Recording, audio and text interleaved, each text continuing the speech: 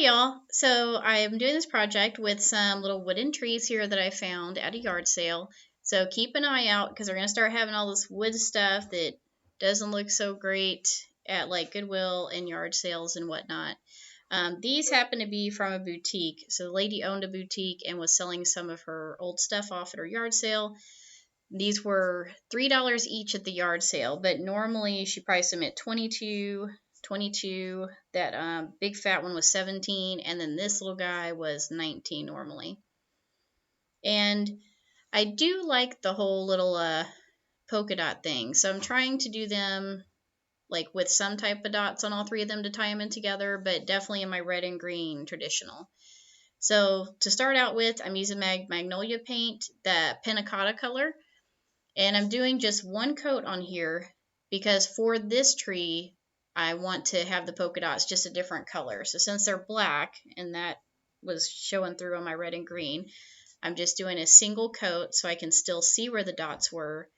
And then I'm taking the Craftsmart paints. The red is my Craftsmart Bright Red, and then the green is the Craftsmart Holiday Green, and I'm doing them alternating. So red on one side, green on the other side, all the way around the tree.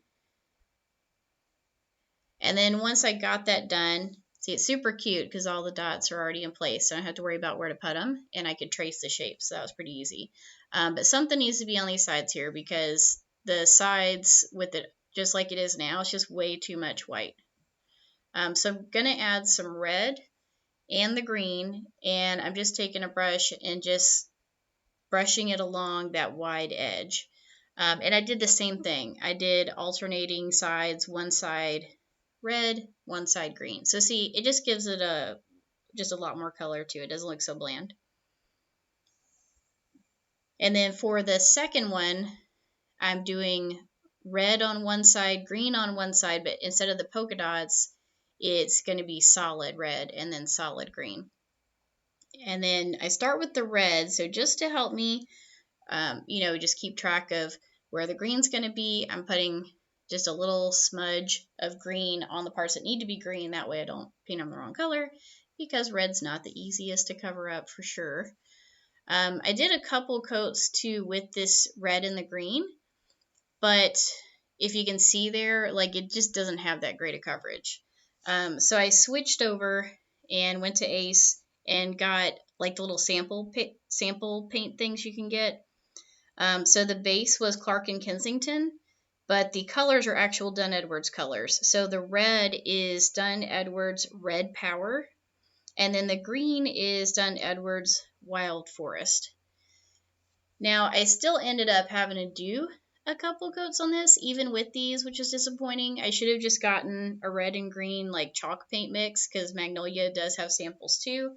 And this is why so many people use chalk paint because usually with chalk paint, maybe a coat, maybe two coats, but it just has a lot better coverage, so I honestly should have done that. But I did the red and the green, and I did left the ends white, and then to be able to tie in the little dots, I did little red dots on the white, and then I did the green and red on the other tree with just a white stripe on the top.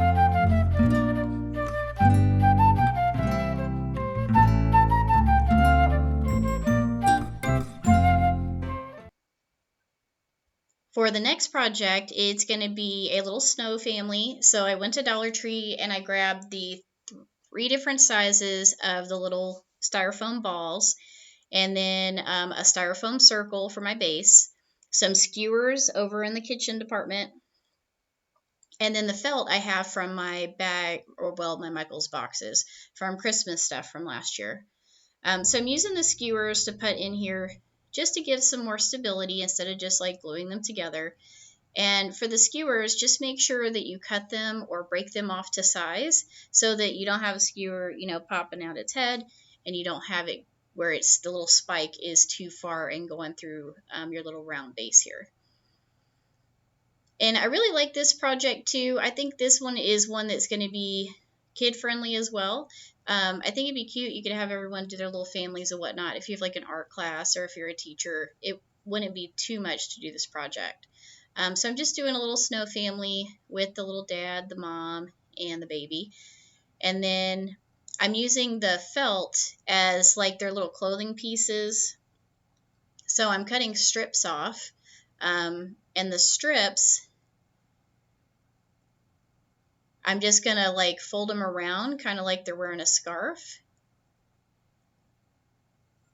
And then I did think about making like a little hat with the pink for the mom one, but I have no idea how to make how to make it. Like I was thinking a little beanie type hat, and it just when I was messing around with this, it was not having it. So I was trying to think of something else that wasn't just a scarf to put on her. Now for the little arms here, since they normally have stick arms, I broke off a little piece of one of my garlands and just stuck those into the styrofoam. So I didn't need glue or anything. It was tight enough.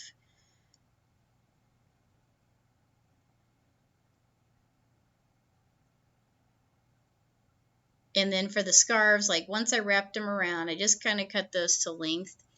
And then I added a little bit of hot glue to glue down the accessories so they don't move around or shift. And then I made a little border and glued that around as well. So here's the project, super easy and fun, and I ended up making her a little purse.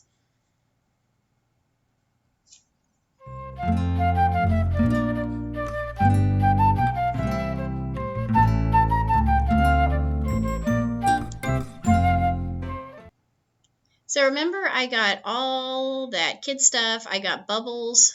The bubbles were in my boxes I got from spring and summer in the Michaels boxes I just got a few months ago. And then all these were from my Michaels boxes from last year. So they're the $10 like grab bags you get. And I had a ton of the little snowflakes that are foam packs.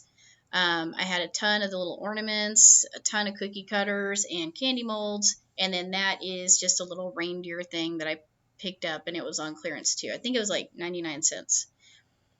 The bags I grabbed from Dollar Tree. And remember I told you I was going to do something with like donating them or seeing if like the Children's Hospital can use them or our local schools, something like that. So I just wanted to show y'all what I ended up doing. So for the little grab bags, I put like one of the bubbles in there. And then one of those little ornaments, since I have, 100 of them. And then a pack of the snowflakes. That way they can make like a garland or craft project with those two.